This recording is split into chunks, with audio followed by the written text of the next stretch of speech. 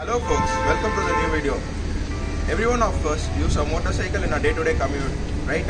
Have you ever wondered how the engine of a motorcycle works? The engine is said to be the heart of a motorcycle. So, in this video we are going to see how an engine of a bike works. Let's get into it. Now I'm going to explain the practical session of how an engine works. Let's get into it. Well, this is the place where the combustion takes place. From here the air and the fuel goes in, and here the combustion occurs. From this, here the burnt gas, that is the air fuel mixture which is burnt up, just gets out from here and it leaves to the silencer. Since this is a BS6 combat engine, it uses injectors. In most of the bikes at BS4, it uses carburetors. Air comes as separate and the injectors will be present. Here the spark plug will be present, which is responsible for igniting the mixture. After the compression, the spark plug will ignite so that it will burst. And the bursting is known as power stroke, and the exhaust will open so that the exhaust gas comes out through that. Welcome back guys. In this session I'm going to show how IC engine works theoretically. The last time I showed the practical session where I explained a few concepts. In this I'm going to explain a little furthermore so that you may understand how an IC engine works clearly. Okay, let's just get into the topic. So the engine nowadays perform 4 strokes. There were also 2 strokes which has been banned all over the world. Okay, so let's see how the 4 strokes work. That is, the piston moves 2 revolutions. The crankshaft does 2 revolutions so that the piston can go for 4 strokes. Let's see a video on how it works.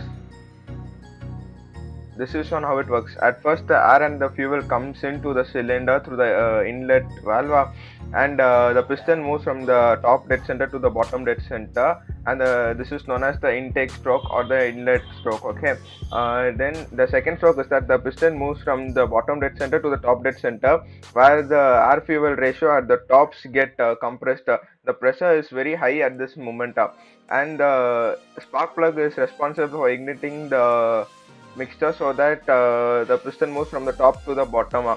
This is also known as the power stroke. And the last process is the exhaust stroke, where the outlet valve opens so that the burnt gas can go out. These are the 4 strokes which are performed in nowadays engine. Let's just see this in a small motion. The mixture comes in, it gets compressed, ignited, then it just leaves out. This is the process how an engine works. This is the section view which I am giving now. Let's move to the next slide. The Royal Enfield bikes are said to be of classical looks. People say that they have still that vintage style, they don't put any electricals into it. It's not like that. Even the engine which they are using now is from the 90s 40s, just with a small modifications. Let me show that how it works. The engine of an Royal Enfield uses the push rod system, which was used in the 1940s at the start of an engine. At 2008, they termed an engine called as UCE engine, Unit Construction Engine, which is a special use for Royal Enfield. This AVL is known as aluminium alloy engine, where the cylinder, this head of the engine is made of aluminium, and the rocker arms are situated at the top of an engine. Let us get into the thing. This is how an Royal Enfield engine looks in a section view. This is known as the carburetor, through which the air and fuel comes in, and this is the spark plug which ignites the spark. This is the piston which moves ups and down. So now this is the exhaust valve, and the inlet valve will be on this side. The normal engines use timing chain, where the crankshaft and the camshaft will be located at the top. They will just spin up and the inlet valve or exhaust valve opens. But in Royal Enfield engine it is entirely different. The whole concept is different. The thing is, the cam will be located at the bottom, while in other engines it will be located at the top. The cam will be located at the bottom, and a thing called as tappet. This thing is known as tappet, where the tappet, the cam rotates like this, and the tappet will move ups and down, because cam is an irregular shaped circle, which means it will not be in oval, neither be in circle. It will be an irregular shape, so that it will move like this, and the tappet will move up and down. At this place, the tappet and the push rod is linked.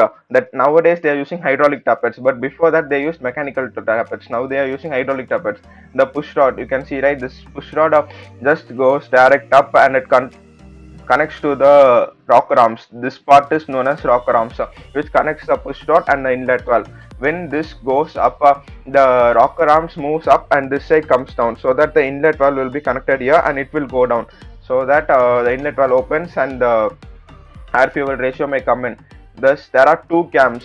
See, here is a push rod and here is another push rod. This push rod is for inlet valve and this push rod is for exhaust valve. This opens, the air fuel ratio comes in, compression, combustion, then this opens, then the exhaust valve opens, and the air fuel ratio goes off. This might be easy to say, but it works in a very terrible speed. Then this would explain even the section view of the previous image. See, these are the push rods. Here, this is the rocker arms, and this is the inlet valve.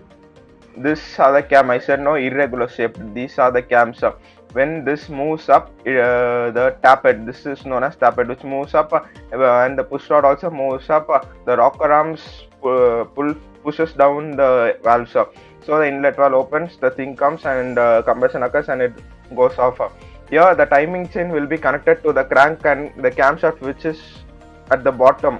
In normal bike engines, the crankshaft will be at the bottom and the camshaft will be at the top, so that the timing chain will be linked there. But here in Royal Enfield engine, the crank and camshaft both are at the bottom, so the timing chain is located at the bottom itself. Then even the Camaro V8 and Harley Davidson uses this kind of push rod system. Harley Davidson, except IN 883, all the Harley Davidson bikes has this push rod system. A Camaro V8 engine is entirely different concept. We can't explain it in a single video. Then this is the working of the engine. After seeing this, I think that you might have got an idea of how an engine works. Okay, so this is David Cape signing off. Thank you for watching this video. Thank you guys.